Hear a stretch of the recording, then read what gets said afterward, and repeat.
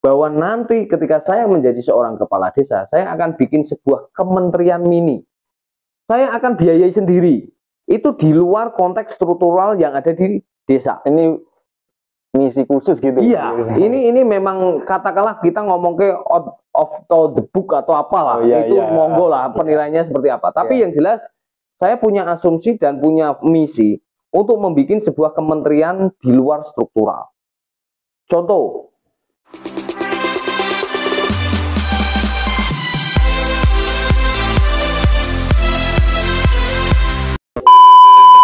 Assalamualaikum warahmatullahi wabarakatuh.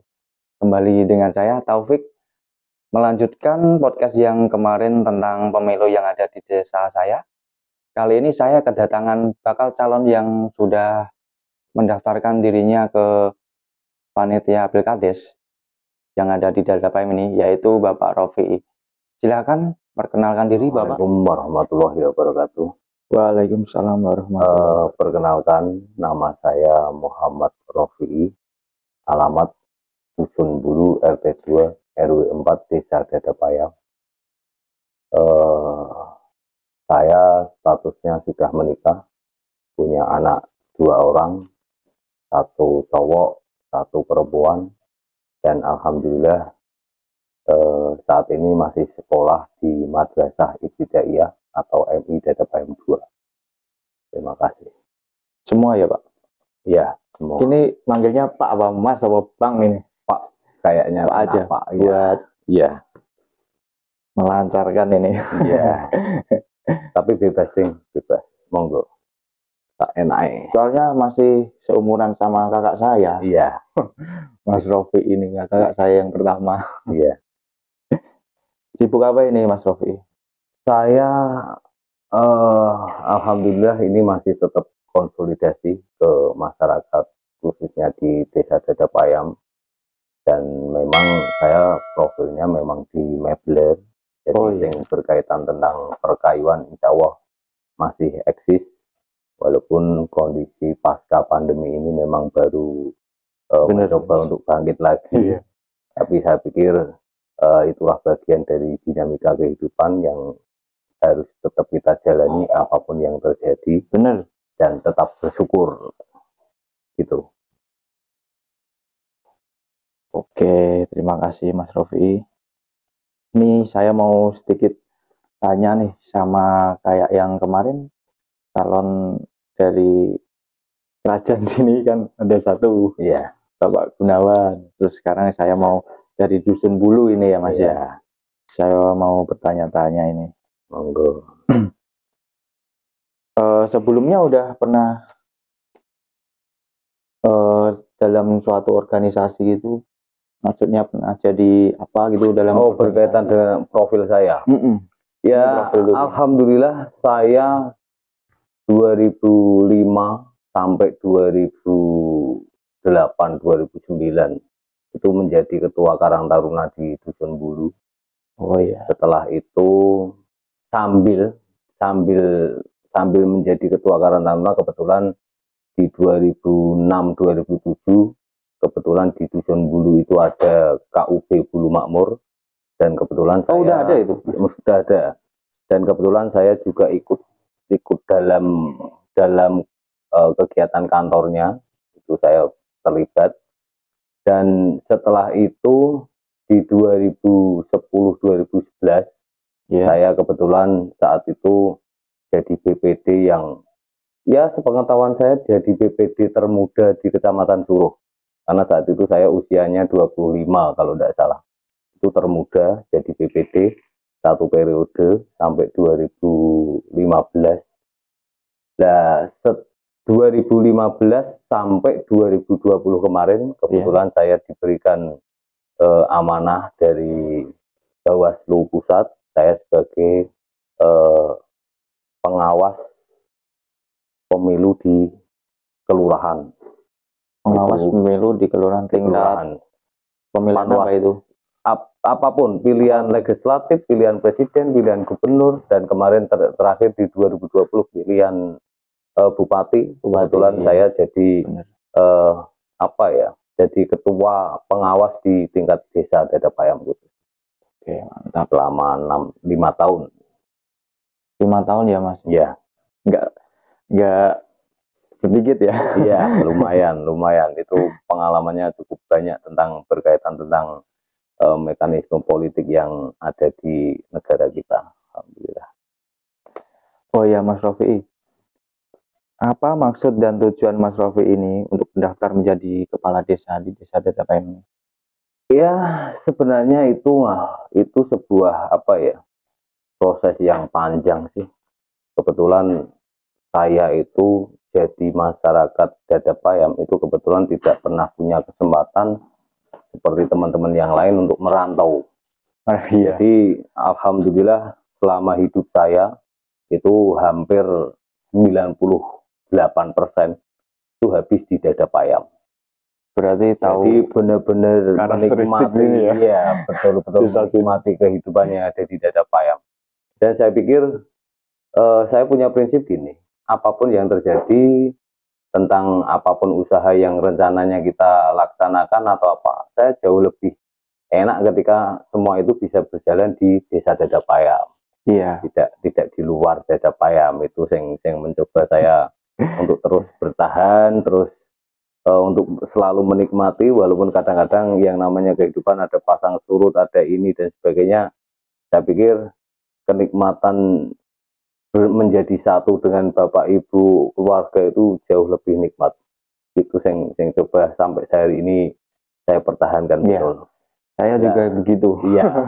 Nah, dari pengalaman itulah, dari basic itulah saya akhirnya mencoba, dan mungkin menurut saya dari sudut saya tahu betul apa yang terjadi di Dadapayam. Dari semenjak saya jadi ketua Karang Taruna, dan semenjak saya pernah jadi BPD dan sebagainya. Iya. Saya yang jelas gini, saya itu benar-benar cinta dengan Dadapayam. Cuma sekali lagi karena batasan kemampuan dan kontribusi yang saya miliki, implementasi kecintaan saya terhadap Dadapayam itu memang kadang-kadang beda dengan yang lain. Yang beda ya Mas. Ya. Makanya dengan niat itu, yang akhirnya saya memberanikan diri, menawarkan diri, gagasan, pemikiran, tenaga untuk mengabdikan diri di Desa Dadapayam sebagai calon kepala desa. Dan saya pikir sekali lagi itu prosesnya tidak mudah, karena saya benar-benar melalui banyak hal yang terjadi di Dadapayam. Karena contoh kecil gini Mas Taufik. Nah, dulu itu sekitar jenengan itu lulusan tahun berapa sekolah nih? 2012 Mas. 2012. Iya. Nah, kebetulan saya itu angkatan kelulusan di SMK di Ponorogo itu 2005.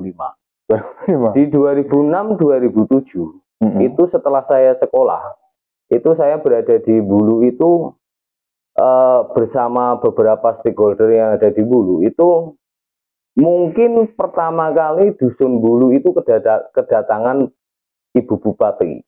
Saat itu Bu Ambar Fatona. Nah, berbarengan dengan itu Bulu itu karena memang merupakan salah satu sentral pengrajin mebler, pengrajin kayu. Kalau di sini terkenalnya desa mebel ya Mas? Iya. Dusun mebel lah. Dan itu kebetulan saat itu kami di luar struktural pemerintahan. Itu bisa dapat bantuan dari kabupaten itu sekitar kalau tidak salah itu 460 juta sekian. Itu berupa alat-alat, peralatan untuk pertukangan dan sebagainya. Dan selain itu kami di 2006-2007 itu juga punya kesempatan untuk memberikan pelatihan kepada pemuda-pemuda yang ada di Bulu. Bentar, berarti Mas Rofi sempat ikut itu juga? Iya, karena dari nol berarti ya? Dan kebetulan saya menjadi koordinatornya. Iya, koordinatornya. Saat itu ada pelatihan finishing plitur itu ada, pelatihan seni ukir ada, bahkan ada beberapa teman-teman yang ada di Bulu itu pernah dikirim ke Jepara untuk sekolah. Itu juga masuk program itu ya. Dan ada bantuan berupa alat handicraft yang alhamdulillah sampai hari ini itu bisa dimanfaatkan oleh teman kita yang difabel pakai kursi roda 3 itu yang Mas Agus ya itu. Alhamdulillah itu rasa syukur itu yang memang saya sampai sekarang dia malah bisa nyari uang. Iya, bisa nyari uang dari itu betul-betul memang Dan itulah sekali lagi dari profil-profil itu dan sebagainya, saya sering main ke kabupaten, sering main ke kantor gubernur dan sebagainya. Itulah yang akhirnya saya mencoba untuk membedakan dusun Dada Payam, desa Dada Payam itu dengan desa-desa yang lain itu bedanya di mana? Iya. Padahal secara regulasi dan sebagainya itu sama. Sama ya Mas ya. Kok beda hasilnya? bedanya Iya. letaknya, cuma letak geografinya. Iya kan mungkin beda. Cuma hasilnya yang dihasilkan hari ini itu seolah-olah kok berbeda. Dari situlah sekali lagi kombinasi-kombinasi itu yang akhirnya saya memberanikan diri untuk menawarkan gagasan, pemikiran, tenaga untuk siap mengabdikan diri sepenuhnya untuk desa Dada Payam. Dan alhamdulillah istri saya, bapak ibu saya itu memberikan restu. Jadi semangat saya sampai hari ini insya Allah tetap semangat terus demi perubahan untuk Dada Payam untuk lebih baik. Itu yang masih muda motivasi saya untuk ikut kontestasi Pilkades tahun ini. Itu Mas Taufik. Cukup sih kalau itu. Cuman sebelum sampai jauh itu, saya coba mau tanya-tanya sedikit. Iya, monggo. Desa Dada Payam ini memiliki berapa dusun, Mas? Dada Payam itu ada 7 dusun, 7 dusun atau 7 RW. 7 RW ya. Iya, 7 dusun, 7 RW. Bisa disebutkan coba. Ada dari Janglengan itu RW 7, terus Limbing itu RW 6, Jambe itu RW 5, Ngerajan itu RW 1, Pojok itu RW 2, Ngeroto itu RW 3, Bulu itu RW 4. Jadi semua ada 7 dusun, 7 RW. Kalau di Bulu sendiri itu ada berapa Mas? Ada berapa kakak keluarga itu? Kakak. Kalau kakak itu sekitar 120-an kakak. Banyak juga ya, Mas? Iya, itu kalau kita nonton di DPT itu Bulu itu ada sekitar 600 sekian yang mempunyai hak pilih untuk ikut setiap ikut Pilkades inilah suara ya. Iya. Di sana ada 5 RT untuk dusun Bulu.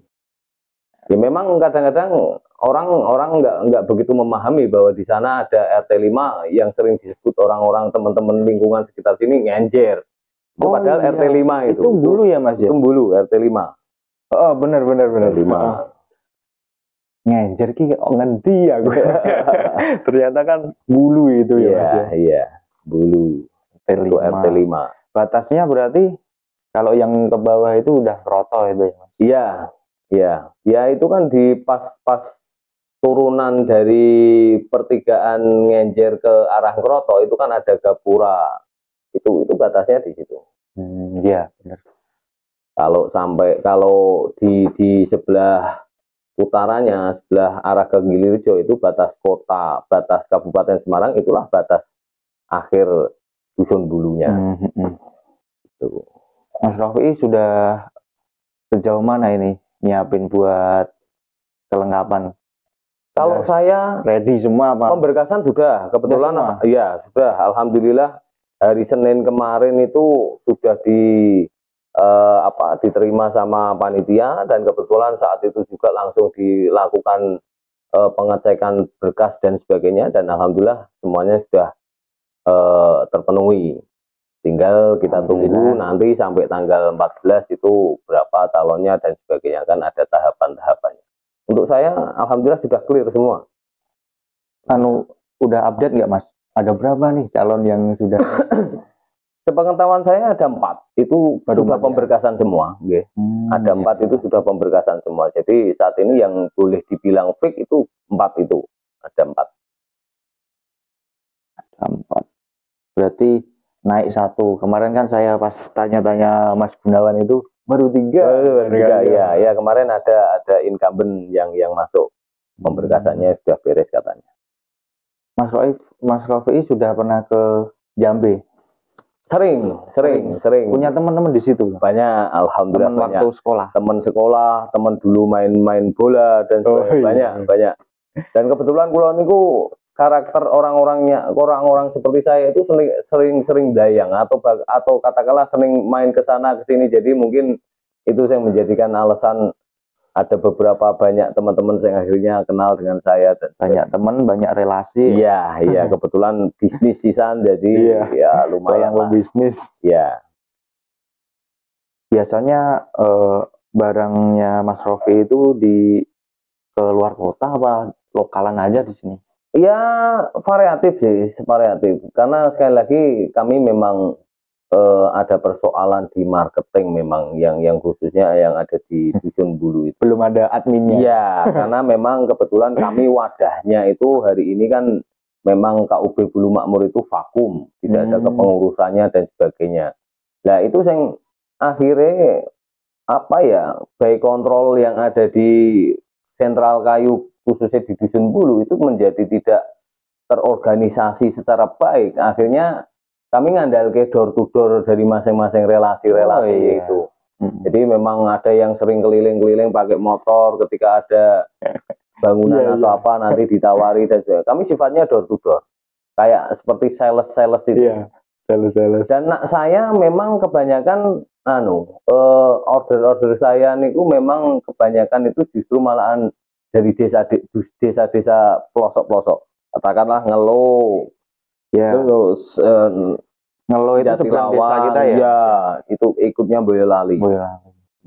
Ya ada beberapa dari Salatiga itu kebetulan relasi dari teman-teman sekolah yang masih punya kontak saya atau apa itu biasanya pesen atau apa ke saya. Tuh. Oh ya, tadi kan KUB-nya sempat vakum nih. Itu akibatnya kenapa, Mas? Alasannya kenapa kok vakum? Apa orang-orangnya udah nggak ada? Apa nggak ada semangat lagi atau gimana? Itu persoalannya cukup apa ya, dinamikanya cukup banyak variabel yang akhirnya KUB Bulu Makmur itu menjadi terhambat atau hari ini vakum. Yang pertama karena memang pengaruh sumber daya manusia yang ada di Dusun Bulu itu sendiri memang saat itu belum siap, dan bahkan kami di Dusun Bulu itu kan banyak anggota KUB-nya itu memang rata-rata yang usianya usia lanjut-lanjut. Jadi saya pikir berkaitan pendidikan dan sebagainya akhirnya terpengaruh, itulah sumber daya manusia akhirnya terpengaruh. Belum tapi ya generasi berarti. Ya, ketika saat itu mungkin kita bilang hari ini mungkin beda lagi, karena hari ini yang jadi pengrajin kayu itu usianya seangkatan dengan saya usianya muda-muda dan ada basic minimal pendidikan SMP, SMA itu ada. Itu satu. Terus yang kedua, memang saat itu kami bergantung pada salah satu figur yang ada di Dusun Bulu. Dan saat itu memang domisili di Salatiga tapi sering di Bulu. Itu namanya, kalau saya boleh sebutkan nama, itu namanya Pak Suwardi SPD.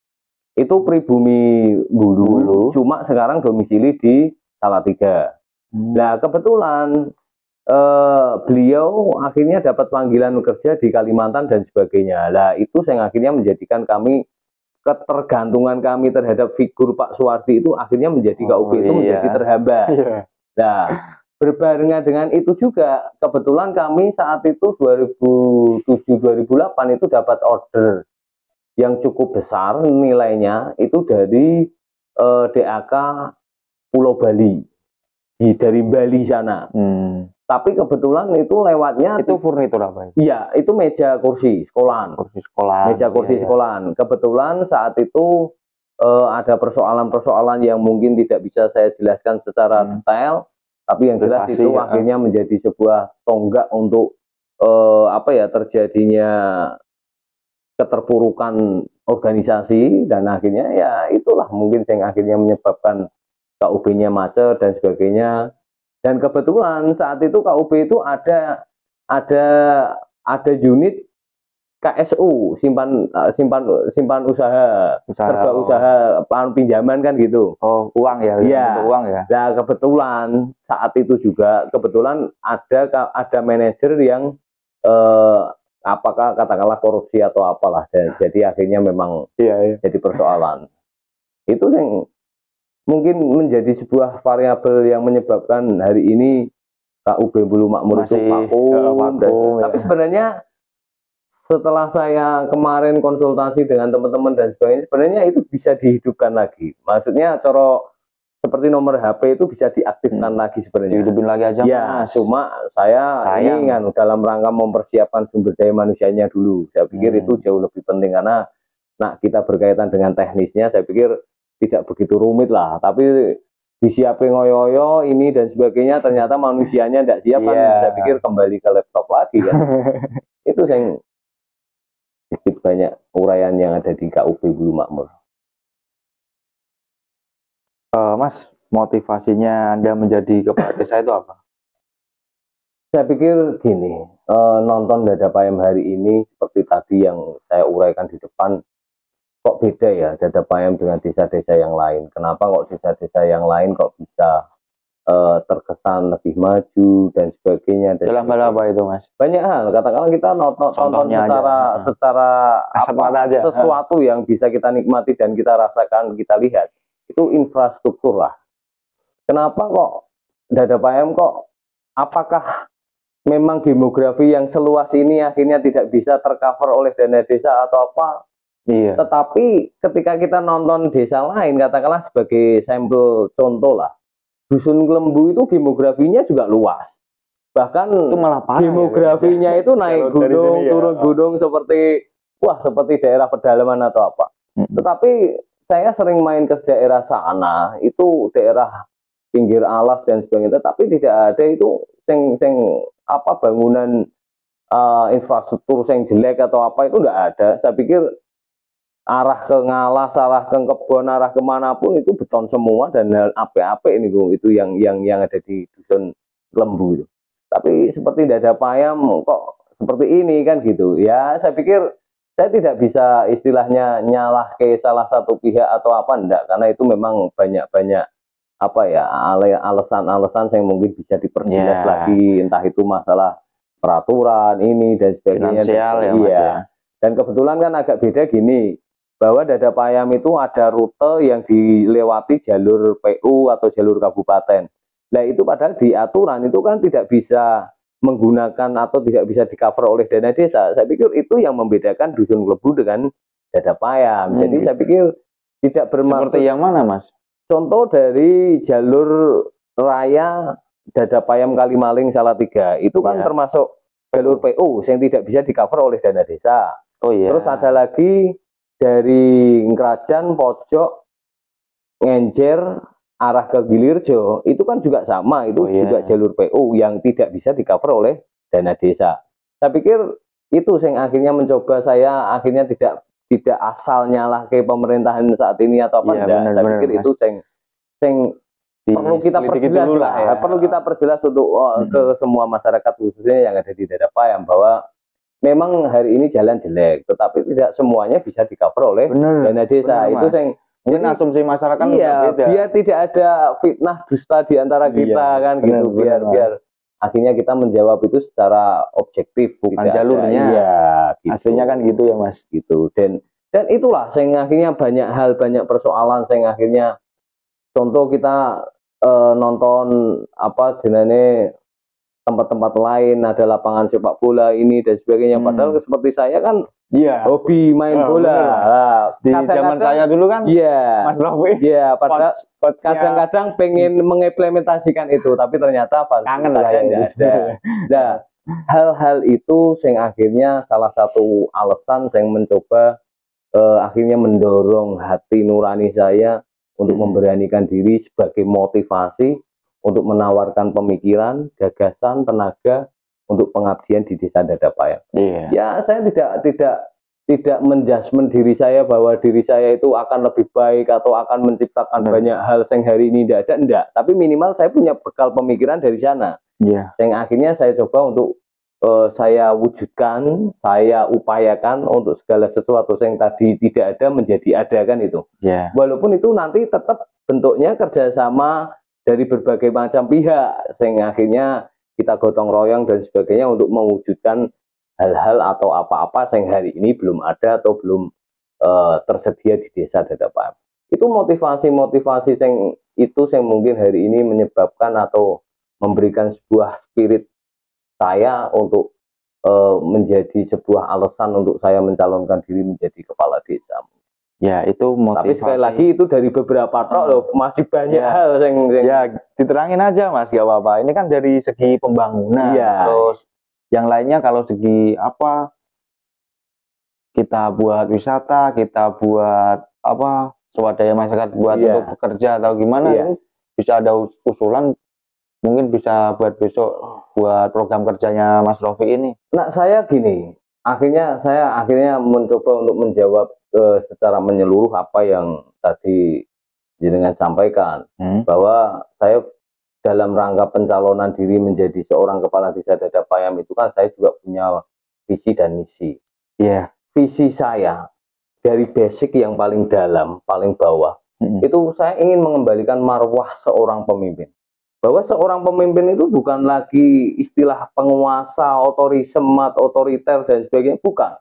Tetapi bagaimana kita kembali ke makna sesungguhnya seorang pemimpin itu, bahwa pemimpin adalah pengayom, pelindung, benar, tempat kita curhat dan sebagainya, tempat kita berkeluh, tempat itu yang coba saya munculkan, saya tumbuhkan kembali, menumbuhkan atau menghidupkan kembali marwahnya seorang pemimpin. Dari itu saya mempunyai sebuah harapan untuk menjadikan Dadapayam itu maju, mandiri, sejahtera, dan maju, mandiri, sejahtera, dan berkeadaban. Beradab lah. Beradab. Dalam hal ini ya. Itu visi saya. Visinya itu. Yang saya tuju program panjang yang ingin saya capai di Dadapayam itu. Desa yang maju, mandiri, sejahtera, dan beradab. Itu yang coba untuk saya benar-benar tekankan. Iya, tekankan betul. Nah, dengan visi itu kan pastinya membutuhkan sebuah cara-cara untuk menggapai itu. Itulah makanya ada misi. Misi saya yang pertama untuk menggapai visi tadi, bahwa saya ingin benar-benar memperkerjakan perangkat-perangkat yang ada di balai desa itu sesuai benar-benar sesuai dengan aturan yang ada. Tapi yang mungkin hari ini membedakan pandangan saya, tugasnya gitu, dengan orang lain itu menafsirkan makna undang-undang yang ada di undang-undang. Itu yang mungkin beda. Maksudnya gini, kan sebenarnya semua itu sudah diatur di undang-undang. Benar. Hari ini kita tahu bahwa kita punya aturan tentang desa itu Undang-Undang Nomor 6 2014 tentang desa. Itu semua diatur semua di sana. Bahkan di Permendagri nomor berapa kalau tidak salah itu nomor 20 tahun 2018 tentang SOTK, struktur organisasi tata kerja di pemerintahan desa. Semua kan sudah diatur semua. Tetapi sekali lagi, tafsir masing-masing orang itu beda-beda. Contoh hari ini sebagai contoh saja. Bahwa perangkat desa berangkat jam 10, nanti jam 11 pulang, saya pikir itu tidak menyalahi aturan karena memang dia sudah bekerja.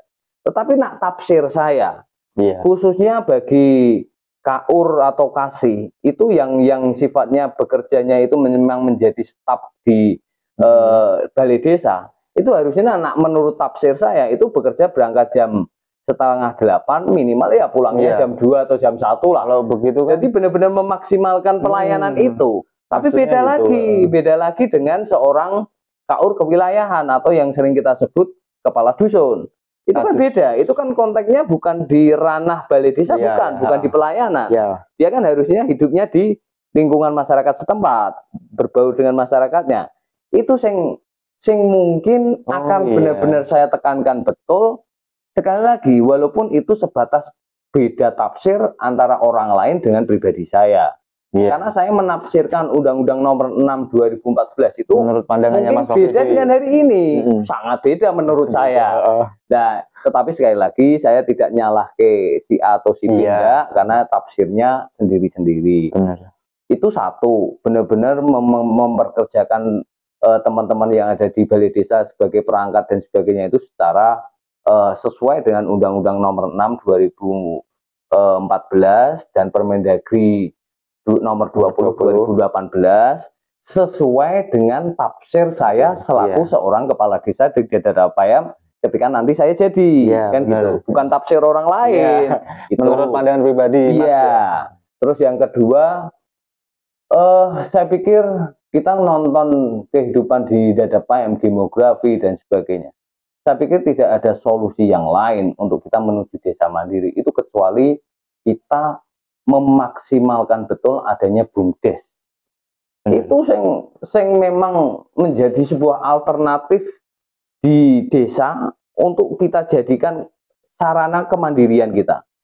BUMDes itu sudah ada payung hukumnya, sudah dilindungi oleh undang-undang, aturan main dan sebagainya. Kenapa itu tidak kita maksimalkan? Kan kita akan diberikan banyak ruang dari BUMDes itu. Potensi-potensi yang ada di Dadapayam apapun, termasuk salah satunya tadi seperti yang saya singgol di awal, bahwa ada sentral pengrajin mebel, kayu dan sebagainya. Kita bisa saja dimasukkan ke BUMDes. Nanti ada usaha-usaha lagi, contoh katakanlah kita coba untuk hidup di zaman sekarang, kita main YouTube atau apa jadi YouTuber, kan bisa saja itu menjadi sebuah potensi yang bisa dikelola di BUMDes. Walaupun masih banyak lagi alternatif yang akhirnya itu benar-benar bisa kita jadikan sarana kemandirian hidup di lingkungan BUMDes itu tadi. Saya pikir omong kosong ketika kita ngomong ke sebuah kemajuan ini, itu dan sebagainya tanpa adanya sebuah BUMDes. Karena regulasi penggunaan dana desa itu semua sudah diatur semua. Bahwa itu diposkan di masing-masing tempat. Kalau kita hanya ngandal ke itu, sarana kemandirian kita hidup di Dadapayam dengan bonus demografi yang sedemikian rupa yang ada di Dadapayam. Hari ini kita bangun di Janggengan. Urung situ geser urung sampai Bulu sing ujung sana. Nanti Janggengan wis rusak. Gitu ya, Mas ya. Itu yang akan selalu terjadi, tidak akan pernah berulang itu. Iya, berulang dan berulang. Makanya kita harus berani memberanikan diri, memaksimalkan betul adanya BUMDes dengan potensi-potensi yang ada. Itu sebagai sarana kemandirian kita untuk menciptakan penghasilan sendiri yang ada di desa. BUMDes itulah yang menjadi sebuah alternatif kemandirian, salah satu yang memang dilindungi oleh aturan dan undang-undang. Terus yang ketiga, suka tidak suka, kita harus benar-benar dalam rangka percepatan pembangunan. Pembangunan ini harus kita percepat dengan bagaimanapun caranya. Bahwa kita harus segera mempercepat pembangunan infrastruktur, penyediaan fasilitas-fasilitas umum, seperti lapangan sepak bola dan sebagainya. Itu harus dipercepat, bukan hanya sekedar diwacanakan atau diprogramkan, enggak. Tapi benar-benar dipercepat. Dalam rangka mempercepat itu kan banyak alternatif. Satu, kita katakanlah kita gotong royong. Bagaimana kita mengkoordinasi desa itu hadir, mengkoordinasi teman-teman yang punya potensi untuk senang sepak bola dan sebagainya, kita bisa kerjasama, terus akhirnya kita benahi lapangan bareng-bareng dan sebagainya, atau paling tidak kita punya alternatif-alternatif lain. Contoh tadi, ketika BUMDesnya jalan, itu kan mudah, paling biaya berapa dan sebagainya. Tinggal minimal diapain dulu lah ya, Mas ya. Masalah nandani lapangan sepak bola itu tinggal persoalannya tinggal mau dan tidaknya. Sebenarnya itu tidak ada alasan untuk kita tidak bisa membangun lapangan sepak bola. Dan itu insya Allah karena saya memang gennya di sepak bola, itu menjadi sebuah prioritas yang saya pikir alternatif untuk mengcover itu salah satu integrasi antara kita mencoba untuk meminimalkan terjadinya anak-anak muda itu terjadi kegiatan-kegiatan yang tidak manfaat atau tidak faedah. Ketika ada sepak bola, ada olahraga, itu kan menjadi sebuah sarana alternatif untuk memupuk itu, menghindarkan kejenuhan, menghindarkan pengangguran dan sebagainya. Itu yang salah satu biar jadi rutinitas. Iya, betul-betul kita biar jadi punya bakat alam ya, Mas ya. Betul. Siapa tahu nanti tadi. Betul. Lah, berkaitan dengan fasilitas umum tadi, kita berbicara tentang sampah. Itu juga menjadi sebuah persoalan yang hari ini memang krusial, sangat krusial. Saya itu hampir setiap hari itu mainnya di dusun kerajaan. Saya sering main di RT 4, RT 5, RT 8 itu sering. Bahwa di sana persoalan sampah itu menjadi sebuah momok yang sangat-sangat menakutkan. RT 4 itu mana, Mas? RT 4 itu di tempatnya Pak Pangat atau Pak Pras itu kan RT 4 itu. Oh itu ya. Iya, tempatnya Raka itu RT 4, lingkungan itu kan RT 4. Nah, kenapa kok itu sampah itu menjadi persoalan yang menjadi momok? RT 4 itu nyari kebun yang buat buang sampah atau apa, itu susah, sangat susah. Jangan, Mas. Iya, makanya itu. Padahal kita bisa sediakan tempat sampah secara umum, TPU atau apa untuk mengcover kebutuhan atau buangan sampah dari masyarakat, itu kan bisa.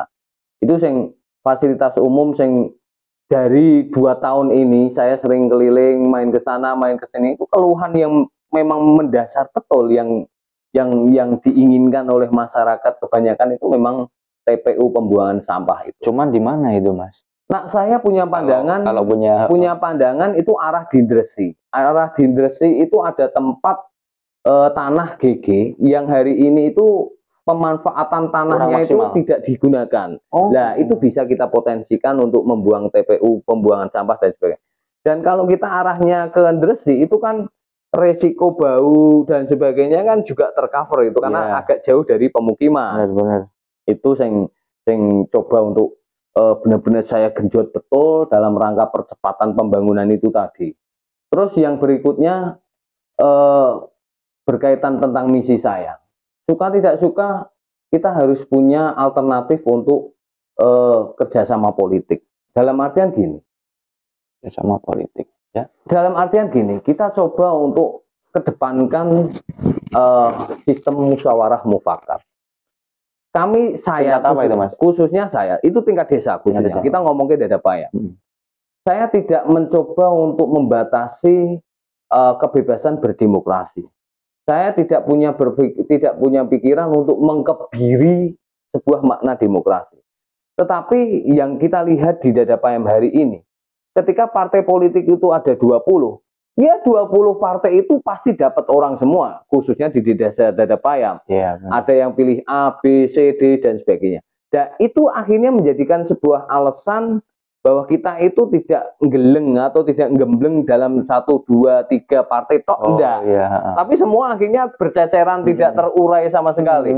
Padahal ketika kita ngomong ke sebuah partai politik, itu kan bukan tempatnya prinsip dan keyakinan sebenarnya. Iya, benar. Tapi partai politik itu hanya sebuah sarana untuk menyampaikan aspirasi dengan perbedaan-perbedaan yang ada, tetapi substansi yang jauh lebih mengena itu kan bagaimana kita memanfaatkan musyawarah mufakat itu untuk menjadikan sebuah pandangan yang berbeda-beda.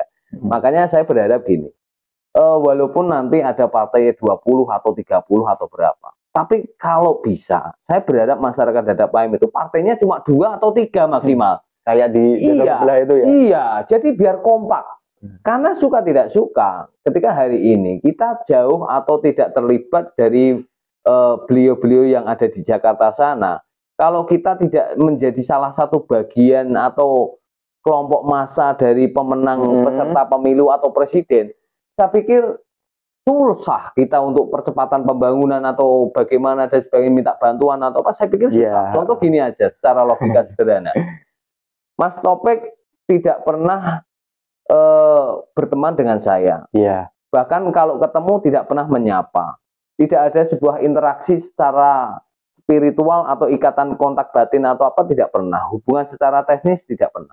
Ujuk-ujuk Mas Topik tekone gini kulon, jaluk tulung kulon, bahkan utang duit atau apa. Saya pikir kan saya kaget. Loh, apa ini sopo kan gitu kan. Makanya kan itu salah satu contoh filosofinya seperti itu. Makanya contohnya gini, contohnya di Kabupaten Boyolali itu kan hari ini kan PDI semua.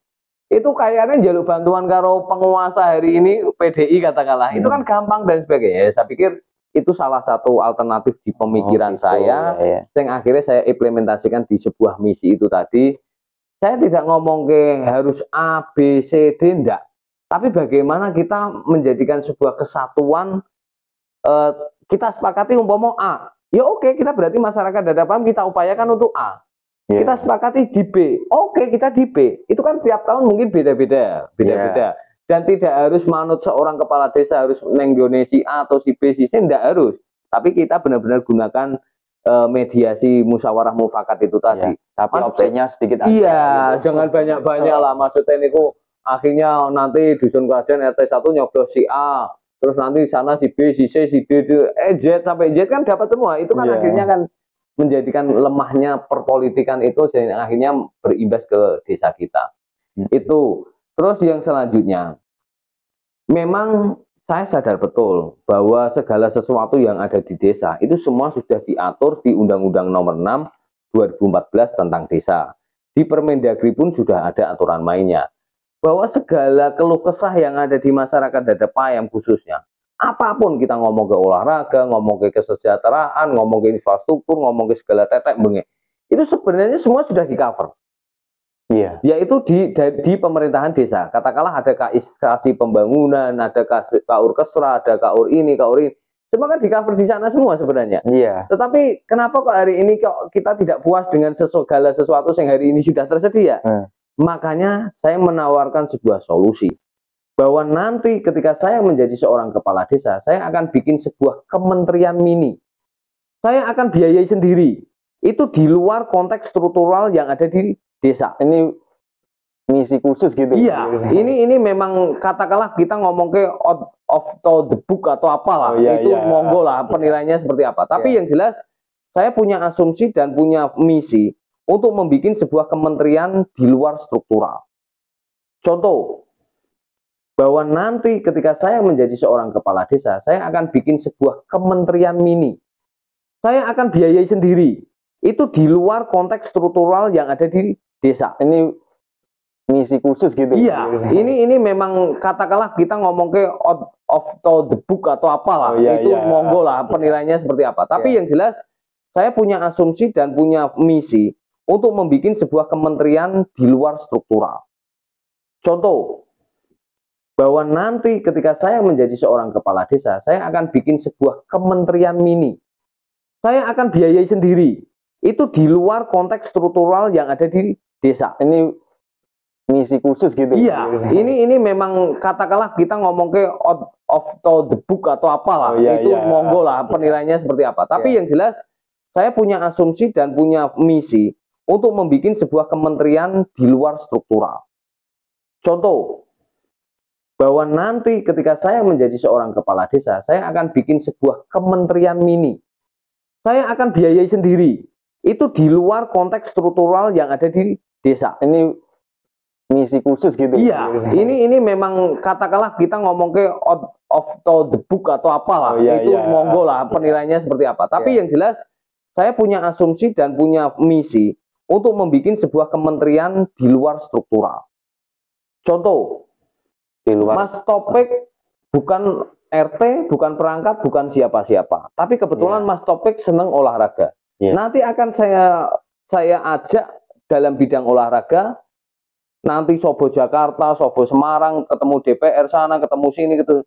Khusus ngurusi olahraga. Gitu. Itu yang saya maksud kementerian tingkat mini. Jadi nanti bidang olahraga ada, bidang pendidikan ada, bidang wisata budaya ada, bidang apapun semua insya Allah kita adakan semua. Tapi tempatnya enggak? Iya, ada. Dan itu insya Allah saya akan biayai sendiri, walaupun dengan keterbatasan yang saya miliki. Dan ini saya bocorkan, Mas Topik. Saya berikan bocoran bahwa hari ini saya bersama beberapa teman-teman itu sudah menyiapkan sebuah wadah yang hari ini izinnya itu sudah sampai ke Menkumham.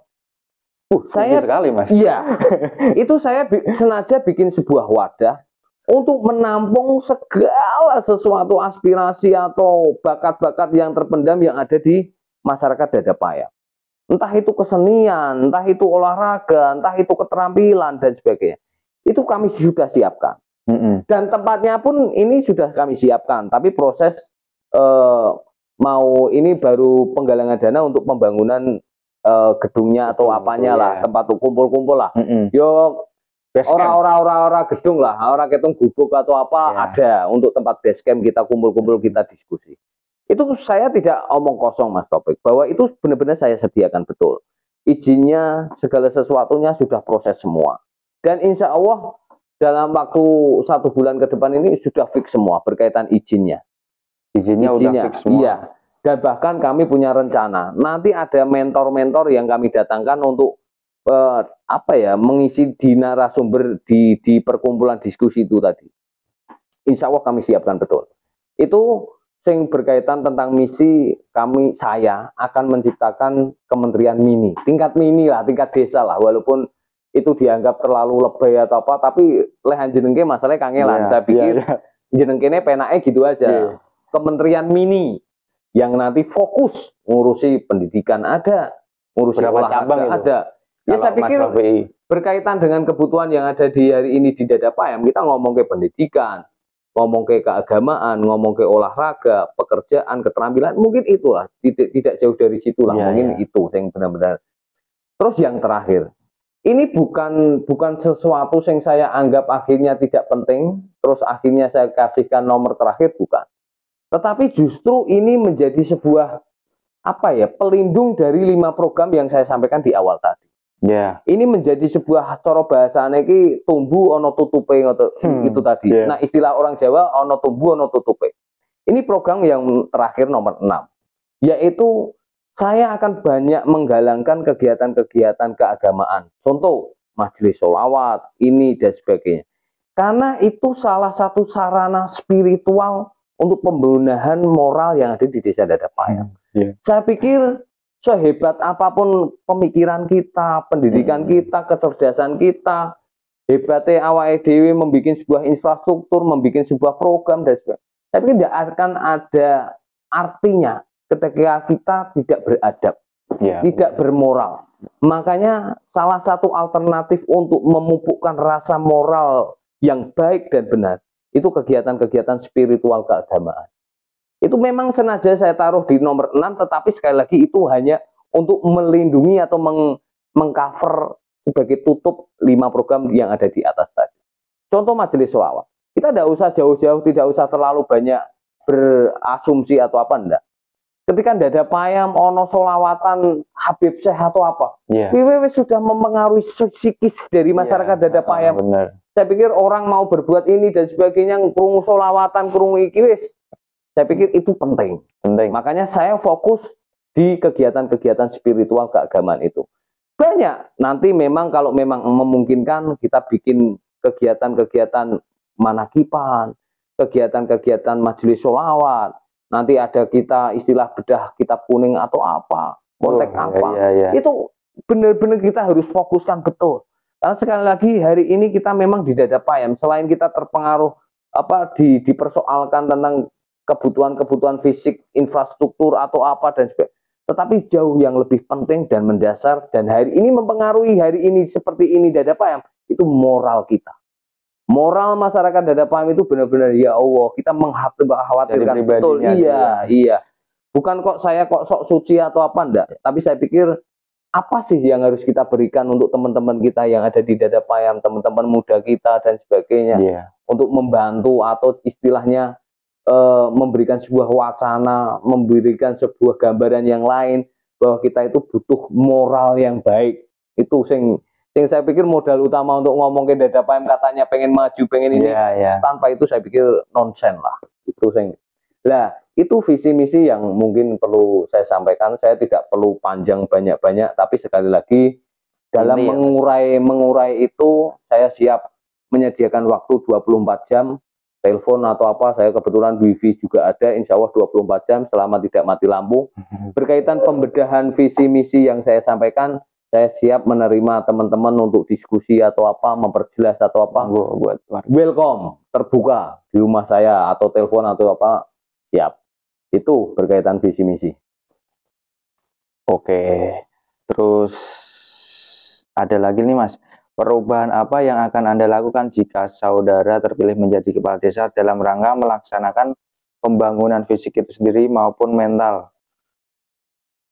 Itu mungkin berkaitan yang poin ke-5 itu ya? Iya, berkaitan itu tadi, berkaitan tentang visi misi itu kan insya Allah menjawab apa yang hari ini atau poin ini yang jenengan tanyakan ke saya. Tapi yang jelas sekali lagi perlu saya perdalam lagi bahwa sebenarnya sekali lagi semua itu sudah tercover oleh aturan yang ada di balai desa. Tetapi yang menjadikan sebuah persoalan hari ini itu pengaruh seorang pemimpin leadership itu tadi.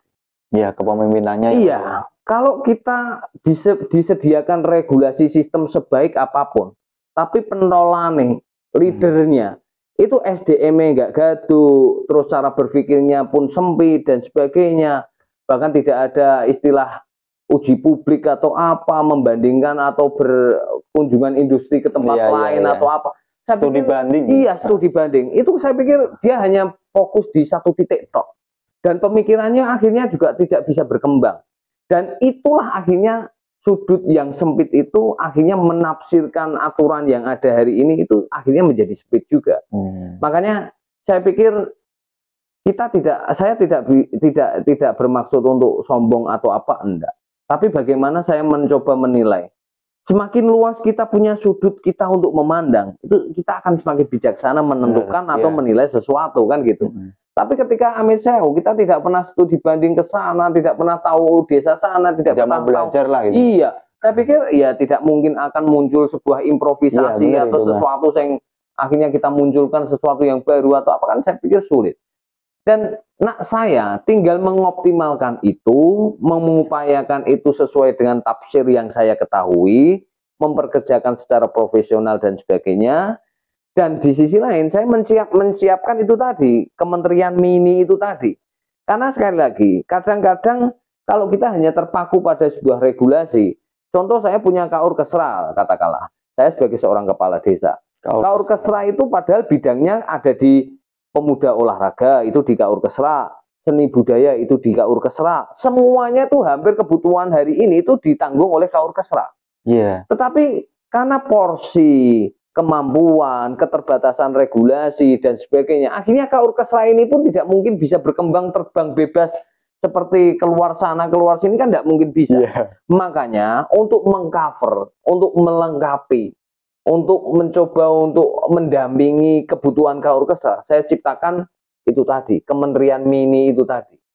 Tujuannya bukan untuk apa saingan atau tandingan dengan Kaur Kesra, demi melengkapi dan mempercepat itu tadi. Karena kan sekali lagi regulasi kan pasti ada batasan-batasannya, bahwa kadang mau ini, mau itu, wah enggak boleh, ini dana desa tidak boleh dipakai untuk ini dan sebagainya. Tapi ketika kita bilang kementerian ini yang saya coba nanti untuk biayai sendiri, kan saya punya penghasilan itu dari bengkok lah atau apa, insya Allah saya akan maksimalkan di sana. Itu yang akhirnya menjawab kegiatan apa, tentang apa yang akan saya lakukan nanti, itu mungkin Mas Taufik yang coba untuk saya tawarkan di masyarakat. Gitu. Terakhir nih Mas, cuma pengen tahu pendapatnya Mas Rofi. Sudah menjadi rahasia umum ini ya. Pendapat Mas Rofi mengenai bagi-bagi uang agar memilih calon itu gitu gimana tuh, Mas Rofi? Ya mungkin gini Mas Taufik, karena kebetulan sekali lagi profil tadi di awal saya sudah sampaikan bahwa saya itu di Bawaslu sejak 2015 sampai 2020. Berkaitan tentang aturan main, undang-undang dan sebagainya, wis sing klothok kabeh ning kepala saya itu semua sudah terpenuhi semua. Tetapi gini, berkaitan dengan money politik itu saya mengistilahkan begini. Itu adalah sah-sah saja bagaimana? Enggak, kalau sesuai aturan ya jelas pelanggaran. Itu banyak aturan yang benar-benar melanggar. Tetapi kalau saya boleh menjelaskan tentang money politik itu seperti ini. Kalau yang belum tahu boleh disimak ini. Money politik itu seperti penjahat. Money politik menurut saya. Pelaku money politik itu saya ibaratkan sebagai penjahat. Yang penjahat ini akhirnya menyerang seseorang yang tidak pernah tahu persoalan apapun, reti-reti diserang. Money politik akhirnya ketemu karo wong sing ora arti apa-apa, entah ini dalam rangka mau nyopet, mau nodong, atau mau menyakiti seseorang ini tadi. Itulah yang saya istilahkan penjahat. Inilah money politik secara filosofinya. Nah, ketika money politik ini menyerang seseorang ini tadi, ini ada pilihan. Dia mau pasrah menengtok diserang money politik, diserang penjahat iki mau, atau mau mengadakan pembelaan seperti apa yang mau dilakukan, kan gitu. Lah, kita kan kemarin belum lama kita pernah diberi beritahu di berita bahwa ada seorang pemalak atau apa ya kemarin, begal motornya seseorang yang mau membela diri dan sebagainya, akhirnya begalnya mati. Lah, itu kan yang coba untuk dipenjara kan bukan begalnya yang mati, bukan, tapi yang dibunuh kan, yang tidak tahu apa-apa. Makanya Iya, ya? membela diri. Makanya kan ini kebetulan masuk di TV dan akhirnya dalam radar pengawasan Kemenkumham dan itu Pak Mahfud FD dan sebagainya, akhirnya kan itu dikupas tuntas dan sebagainya, akhirnya ini kan dibebaskan dan sebagainya, bahkan dapat piagam dan sebagainya. Sama, money politik itu seolah-olah seseorang penegak hukum atau katakanlah saya sebagai Bawaslu atau apa, itu tidak pernah bisa memastikan bahwa dalam sebuah pilihan apapun, entah pilkades, pilkada, pil apapun, itu tidak pernah bisa memastikan bahwa nanti tidak akan ada penjahat, tidak akan ada orang yang bermain money politik. Itu kan tidak bisa. Seorang Bawaslu, polisi atau siapapun tidak bisa memastikan kalau tidak mungkin ada penjahat atau tidak ada yang bermain money politik kan. Nah, padahal konteks budaya hari ini money politik itu seolah-olah sudah menjadi sebuah budaya. Sudah menjadi sebuah budaya. Dan bisa dipastikan dalam pilihan apapun itu pasti akan ada money politik. Tetapi sekali lagi memaknai money politik itu kembali lagi ke tadi bahwa money politik itu dikatakan penjahat, oke. Tetapi ketika memang ini jahat, itu ada istilah pelapor dan terlapor. Kalau memang kita mau membenahi money politik, itu harus ada pelapor dan terlapor. Siapa yang lapor, sopo yang dilapor ke, sopo yang dolanan politik, kita laporkan. Karena ada itu undang-undang aturan mainnya, ancamannya penjara 10 tahun, denda 100 juta, ini dan sebagainya. Kan ada regulasi, semua sudah disiapkan untuk kita untuk mengantisipasi money politik itu tadi. Tetapi yang jadi persoalan seringkali kita tidak punya pelapor, tidak ada terlapornya. Padahal dalam undang-undang atau aturan hukum yang ada di negara kita, setelah ada pelapor dan terlapor, itu ada 2 alat bukti yang cukup untuk menyatakan itu sebuah kesalahan atau bukan. Money politik ini ketika kita tidak menyiapkan 2 hal ini tadi, money politik ini akan tetap terus jadi penjahat. Tidak akan mungkin bisa kita cover apa-apa dengan cara apapun. Wah, aturan sudah disediakan. Mungkin saya gawe aturan itu orang pinter-pinter dan orang hebat-hebat itu. Wong geng-geng dan sebagainya. Tapi apa kita pernah dengar bahwa adanya money politik itu ditindak secara hukum bahkan dipenjara? Kita tidak pernah dengar itu. Lah, KPK aja belum nembus ya itu ya. Saya pikir money politik itu seperti penjahat itu tadi. Tinggal bagaimana kita sebagai masyarakat khususnya Dada Payam itu kita mau pasrah diri untuk diserang penjahat itu tadi, apa kita harus mengadakan pembelaan? Pembelaan itu pun kita pasti ada resikonya. Yaitu itu tadi, kita siap menjadi pelapor dan menyediakan 2 alat bukti yang cukup, baru ini terlapor money politik, sing dolanan money politik ini akan bisa ditindak secara regulasi aturan hukum. Tapi ketika money politik atau penjahat ini datang ke kita, terus kita hanya diam diri tok, pasrah digebuki, yo wes mesti mati kok, kan gitu. Itu pasti. Dan itu tidak akan pernah merubah segala sesuatu. Apa akhirnya sebuah substansi yang kita inginkan, bahwa kita menginginkan seorang pemimpin yang ini, yang adil, yang sejahtera, yang pandai, yang ini, itu tidak akan pernah tercapai. Yakinlah. Tapi ketika kita berani melawan penjahat atau money politik ini tadi, walaupun pasti ada risikonya, insya Allah itu punya sebuah optimisme untuk merubah hasil pemilihan khususnya di Pilkades 2022 ini. Semoga ya Mas. Kalau kita hanya diam diri dan akhirnya digebuki sebagai ketemu penjahat itu tadi, ya monggo, itu pilihan. Dan itu tidak bisa kita lakukan 1-2 orang, tidak bisa. Itu harus kita kolaborasi bersama-sama, gotong royong seluruh masyarakat Dada Payam. Makanya perlu saya sampaikan gini, saya punya keyakinan masyarakat Dada Payam itu entah separuh punjul, entah separuh kurang. Itu sebenarnya dia sepakat bahwa kita butuh perubahan peradaban. Sepakat. Kita pengen maju, pengen berkembang, itu saya yakin itu ada. Mbah separuh kurang, mbah separuh punjul. Cuma berkaitan dengan pilkades, itu kan ketika ada pilihan seperti ini, itu kacek loro, kacek telu kan kalah. Lah kan gitu. Lah delalah iki delalah ana wong sing pengen perubahan 230. Terus sing ora pengen ono perubahan 235. Kan tetep ora sido berubah. Lah itu sing coba monggo kita gali bareng-bareng dan akhirnya kita bersikap secara tegas, kita punya sebuah harapan, motivasi, punya sebuah optimisme untuk merubah peradaban kita lebih baik. Itu yang saya pikir berkaitan money politik, saya tidak berani bilang setuju atau tidak dan sebagainya tidak, tapi yang jelas itu pelanggaran hukum. Ya. Yang namanya pelanggaran pasti ada konsekuensi hukumnya. Itu pasti. Itu gitu. Jadi saya menilainya money politik itu tadi. Bahwa money politik itu penjahat, tapi penjahat itu bisa dihukum ketika ada pelapor terlapor, ada 2 alat bukti. Kalau tidak ada itu kan dianggap orang penjahat. Ya. Contoh, seseorang berbuat jahat sehebat apapun, nah orang konangan dan orang dilapor ke polisi, kan orang sido dijenenge berbuat jahat. Karena eksekusi hukumnya itu, kan gitu. Hukumnya. Kan banyak kita diberikan contoh seperti itu. Berbuat jahat sak penake udele, tapi orang digawe-nggone hukum.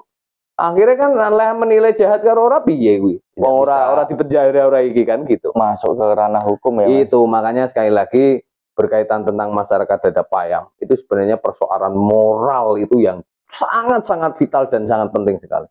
Itu akan berpengaruh secara teknis dan non teknis. Bahwa kita hidup di Dadap Payam tanpa modal bekal moral yang baik, saya pikir buset lah, kita omong kosong ngomong ke masyarakat Dadap Payam maju mandiri ini dan sebagainya. Saya pikir dari SDM-nya dulu lah ya. Jauh lah ketika moralnya. Dan itu harus benar-benar disuri teladani oleh seorang pemimpin-pemimpin yang ada di daerah kita.